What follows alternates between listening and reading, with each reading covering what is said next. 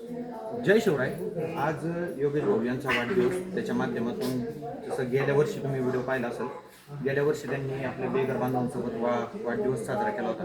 तर याही वर्षी त्यांनी आपल्या बेघर बांधवांसोबत वाढदिवस साजरा केला आणि आपला अमूल्य वेळ आज त्यांनी त्यांच्या आनंदाचा, त्यांच्या परिवाराचा जो वेळ आहे तो आपल्या बेघर बांधवांसाठी केला. तर मी भाऊंना वाढदिवसाच्या खूप खूप शुभेच्छा देतो.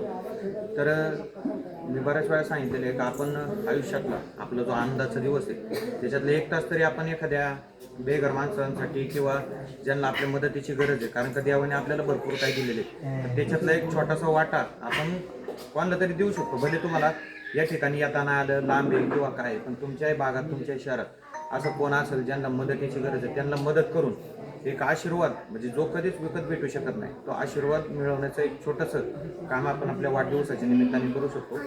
त्यांच्या पूर्ण परिवाराचं मी खरंच मनापासून धन्यवाद देतो. त्यांनी त्यांच्या हाताने 2 घास आपल्या बेघर बांधवांना वाढले. बघा, ती लोक आपल्याला काही देऊ शकत नाही, पण एक अमूल्य असा आशीर्वाद आणि एक मनाला समाधान ते आपल्याला देऊ शकतात. तर जे आपण किती पैसे फार दुबईत जरी वाढदिवस साजरा केला तरी तो मिळू शकत नाही. त्याचे विचार करा. भावी 2 शब्द बोलतील, त्यांना कसं वाटलं? आज खरंच अक्षय भाऊ हे जे काम करतायत ना, एकदम म्हणजे एकदम व्यवस्थित आहे.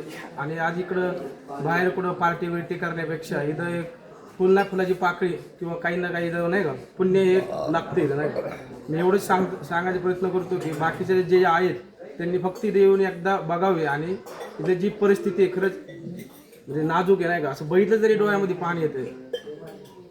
आज अक्षय भाऊला खरंच म्हणतो धन्यवाद. तुम्ही हे जे काम करताय नाही, आपलंच काम आहे चांगलं आहे. आता बघा, मी काय म्हणतो, आपण रोज काय काम करू शकत नाही या लोकांसाठी, पण आपण एक दिवस का होईना, 1 तास का होईना यांना देऊ शकतो. तर नाच गाण्याचे आपण व्हिडिओ पाहण्यापेक्षा, तो तुमचा अधिकार आहे, तुमचा रिचार्ज आहे, तुम्हाला किती बघायचे तुम्ही बघू शकता. पण आपण एखाद्याला जर मदत केली आणि ती नकळत अजून एखाद्या माणसाला ती मदत झाली तर तो आशीर्वाद तुम्हालाच लाभल. तर त्याच्यामुळे विचार करा. परत एकदा भाऊला वाढदिवसाच्या शुभेच्छा द्या. त्यांचा पुढचाही वाढदिवस असाच आनंदात साजरा हो, हेच मी महादेव शिवरायांच्या प्रार्थना करतो. जय जय महाराष्ट्र, जय जय शिवराय, जय संभाजी.